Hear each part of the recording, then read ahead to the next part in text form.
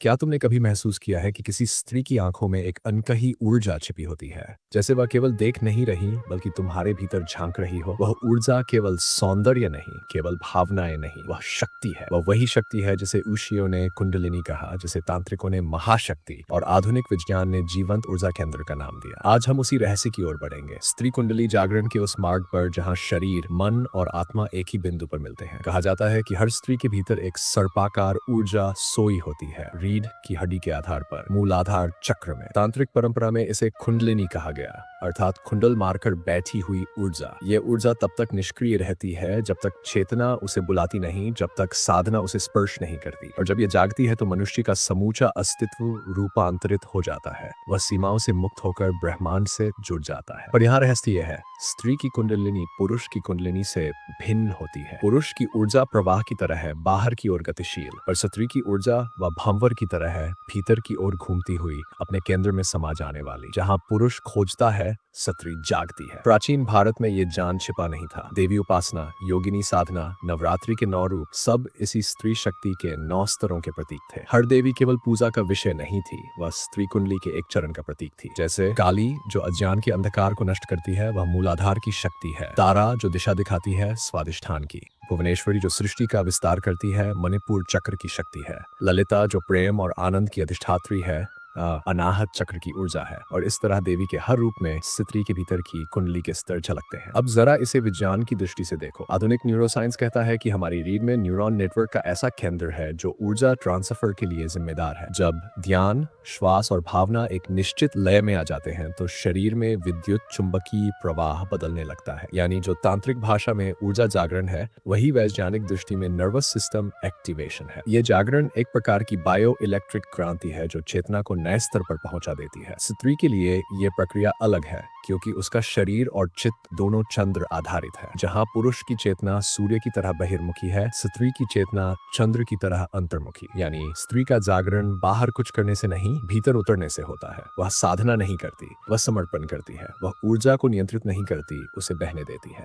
यही स्त्री कुंडली जागरण का रहस्य है, जागृति नहीं, प्रस्फुटन। महाभारत में द्रौपदी की अग्नि, सीता की पृथ्वी और पार्वती की तपस्या, इन सब में कुंडलिनी के अलग अलग आयाम छिपे हैं। द्रौपदी वह शक्ति है जो अन्याय के क्षण में अग्नि बन जाती है। सीता वह शक्ति है जो धरती से जन्म लेकर धरती में समा जाती है। और पार्वती वह चेतना है जो शिव को भी ध्यान से बाहर खींच लेती है। इन तीनों के भीतर एक ही तत्व काम कर रहा था, जागृत कुंडलिनी। अब प्रश्न उठता है, क्या हर स्त्री अपनी कुंडली को जगा सकती है? उत्तर है हाँ, पर यह कोई साधारण प्रक्रिया नहीं। कुंडलिनी जागरण केवल योगासन या ध्यान का परिणाम नहीं है। ये एक गहन चेतन प्रक्रिया है जिसमें आत्म संवाद, भावनात्मक संतुलन और प्राण शक्ति का प्रवाह, तीनों की एकता आवश्यक है। तांत्रिक ग्रंथ कहते हैं कि जब कोई स्त्री अपने भीतर की आवाज को सुनना सीख जाती है, तब उसकी ऊर्जा धीरे धीरे ऊपर उठने लगती है। ये जागरण कभी अचानक नहीं होता। पहले भीतर शांति आती है, फिर भावनाएं स्थिर होती हैं और धीरे धीरे मन के गहरे तल में छिपी शक्ति लहराने लगती है। पहले सपना बदलता है, फिर दृष्टि, फिर पूरा जीवन। विज्ञान भी कहता है जब व्यक्ति अपने पैरासिम्पैथेटिक नर्वस सिस्टम को सक्रिय करता है तो शरीर में डोपामिन और सेरोटोनिन जैसे न्यूरोकेमिकल संतुलित होने लगते हैं। ये वही अवस्था है जहां व्यक्ति सहज रूप से शांति और आनंद का अनुभव करता है। कुंडलिनी जागरण इसी शारीरिक और मानसिक सामंजस्य का नाम है। बस भाषा अलग है, संकेत एक ही। स्त्री जब अपनी कुंडली को जगाती है तो वह केवल खुद को नहीं बदलती,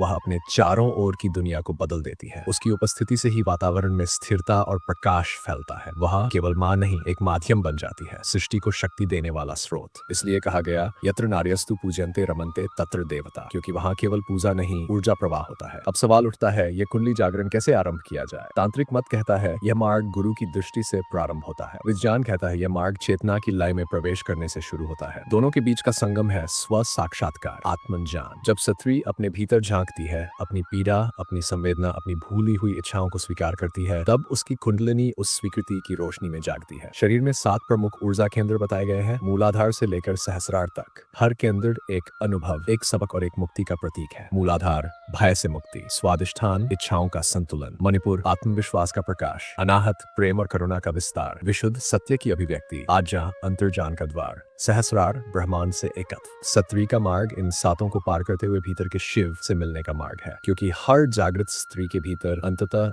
एक शिव भी जागता है। ये मिलन शरीर का नहीं, चेतना का होता है, शक्ति और शिव का संयोग। यही कारण है कि योगिनी परंपरा में कहा गया, शिव बिना शक्ति शव है, अर्थात चेतना बिना ऊर्जा केवल निष्क्रियता है।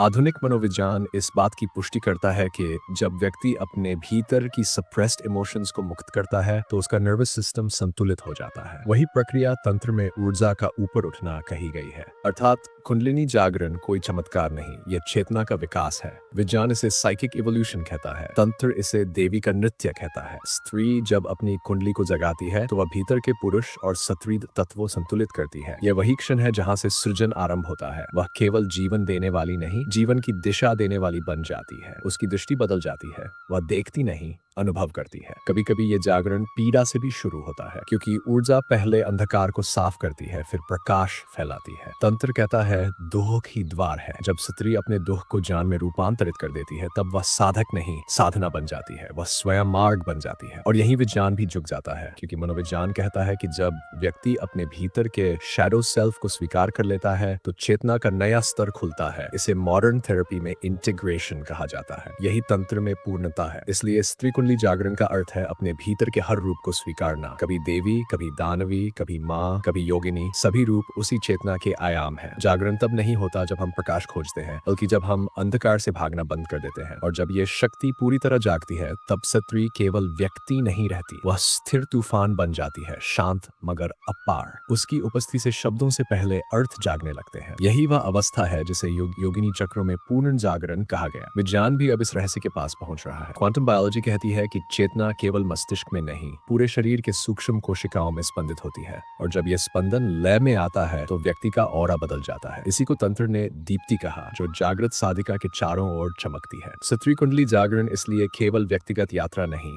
ये सार्वभौमिक परिवर्तन है, क्योंकि जब एक स्त्री जागती है तो उसके माध्यम से पूरी सृष्टि संतुलित होती है। उसकी ऊर्जा अपने परिवार, समाज और धरती के चेतन क्षेत्र को प्रभावित करती है। यह वैज्ञानिक रूप से कलेक्टिव कॉन्शियसनेस रेजोनेंस कहलाता है और आध्यात्मिक रूप से देवी का अवतरण। इसलिए कहा गया है, जब पृथ्वी पर स्त्रियां फिर से अपनी शक्ति को पहचान लेंगी तब युग परिवर्तित होगा। वह परिवर्तन तलवार या युद्ध से नहीं, बल्कि चेतना के कंपन से होगा, क्योंकि कुंडलिनी युद्ध नहीं करती, वह केवल जागृति लाती है। तो यदि तुम ये सुन रहे हो और तुम्हारे भीतर भी कभी ये प्रश्न उठा हो कि मैं कौन हूँ, क्यों बार बार जीवन मुझे एक नए अर्थ की ओर खींचता है, तो समझो तुम्हारी कुंडली ने स्पंदन शुरू कर दिया है। वह तुम्हें पुकार रही है, वह कह रही है अब समय है भीतर लौटने का। शांत हो जाओ, अपनी सांस सुनो, वह सांस ही तुम्हारा गुरु है। वह तुम्हें बताएगी कि ऊर्जा कहाँ बंधी है और कहाँ बहना चाहती है। धीरे धीरे शांति के साथ उस बहाव को महसूस करो। वह बहाव ही शक्ति है, वही कुंडलिनी है। और जब एक दिन वह बहाव सहस्रार तक पहुंच जाएगा तो तुम देखोगी तुम्हारा अस्तित्व अब सीमित नहीं रहा। तुम केवल शरीर नहीं, ब्रह्मांड की स्पंदित चेतना हो। यही स्त्री कुंडली जागरण का अंतिम रहस्य है। जागरण भीतर नहीं, संपूर्ण सृष्टि में होता है। और यही था वह प्राचीन रहस्य जिसे युगों से छिपाया गया। स्त्री की कुंडली ही सृष्टि की कुंजी है। जब वह जागती है तो ब्रह्मांड नृत्य करता है। इस संपूर्ण रहस्य और ऐसी ही